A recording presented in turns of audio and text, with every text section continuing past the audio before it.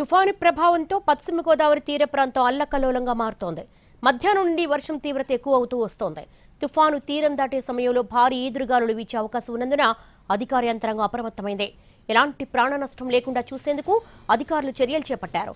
నిత్యం రద్దీగా ఉండే పేరుపాలెం బీచ్లో పర్యాటకులకు అనుమతి ఇవ్వకుండా పోలీసులు పహారా కాస్తున్నారు.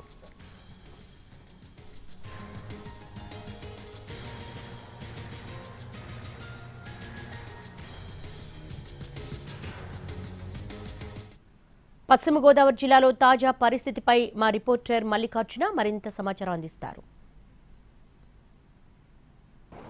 మౌంతా తుఫాను ప్రభావం ఉమ్మడి పశ్చిమ గోదావరి జిల్లా పైన ప్రభావాన్ని చూపుతోంది. ప్రస్తుతం నర్సాపురం మొగల్తూరు తీర ప్రాంతంలో ఉన్నటువంటి పరిస్థితిని మనం ఇక్కడ చూస్తున్నాం.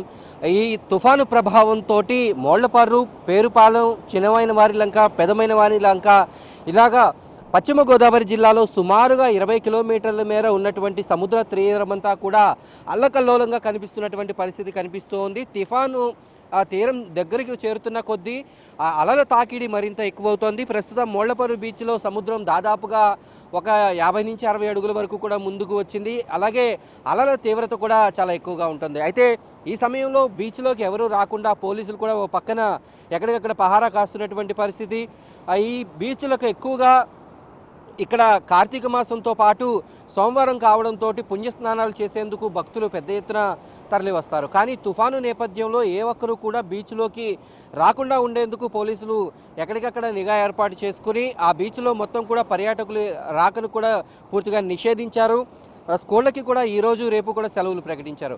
అయితే పరిస్థితిని బట్టి బుధవారం కూడా సెలవు కొనసాగించాలా లేదా అనేటటువంటి విషయాన్ని స్పష్టం చేస్తామని జిల్లా కలెక్టర్ చెప్పారు. అలాగే ఇప్పటికీ పశ్చిమ గోదావరి జిల్లా మొగల్తూరు మండలంలోని దాదాపుగా 13 పునరావాస కేంద్రాలను ఏర్పాటు చేశారు. తుఫాను పరిస్థితులు ఎటువంటి పరిస్థితులు వచ్చినప్పటికీ కూడా వాటిని ఎదుర్కొనేందుకు సర్వం సిద్ధంగా ఉన్నామనేటటువంటి విషయాన్ని స్పష్టం చేశారు. ఇటు కాకినాడ నుంచి మచిలీపట్నం వరకు ఉన్నటువంటి తీర ప్రాంతంలో తుఫాన్ ఎక్కడైనా తీరం దాటేటటువంటి అవకాశం ఉంది. ఆ నేపథ్యంలో మొత్తం కోస్టల్ బెల్ట్ అంతా కూడా అల్లకల్లోలంగా ఉంటుంది. చెట్లు ఆ ఎదురుగాలుల దాటికి ఆ చెట్లు కూలిపోయేటటువంటి పరిస్థితి, కరెంటు పోల్స్ పడిపోయేటటువంటి పరిస్థితి, రేకులు ఎగిరిపోయేటటువంటి పరిస్థితి ఉంటుంది. కాబట్టి ప్రజలు అప్రమత్తంగా ఉండాలనేటటువంటి సూచనలు అయితే ఇప్పటికీ అధికారులు చేశారు. ప్రస్తుతం ఇక్కడ మొగల్తూరు మండలంలోని మోళ్లపరు బీచ్లో ఉన్నటువంటి పరిస్థితి అయితే ఈ రకంగా ఉంది. ఇప్పటికీ అధికార యంత్రాంగం అటు జిల్లా పోలీసులతో పాటు ఇటు రెవెన్యూ, ఇతర సిబ్బంది అంతా కూడా పూర్తిగా ఈ సహాయక చర్యల్లోనే నిమగ్నమయ్యారు. ఇప్పుడు తుఫాను తీసుకొచ్చేటటువంటి నష్టంలో ఎటువంటి ప్రాణ నష్టం లేకుండా చూసేందుకు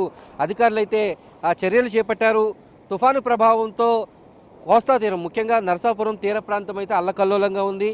వర్షాలు కూడా పూర్తిగా మొగల్తూరు మండలంతో పాటు నర్సాపురం అలాగే పాలకొల్లు, యలమంచిలి ప్రాంతాల్లో కూడా ఈ వర్షం ఇప్పుడిప్పుడే మొదలైంది. ఇంకా వర్ష తీవ్రత పెరుగుతూ ఉంది. ఈ నేపథ్యంలో ప్రజలందరూ కూడా ఇళ్లకే పరిమితం అయితే ఎటువంటి ఇబ్బంది లేకుండా, ప్రాణ నష్టం అనేది లేకుండా ఉంటుంది అనేటటువంటి విషయాన్ని అధికారులు స్పష్టం చేస్తున్నారు.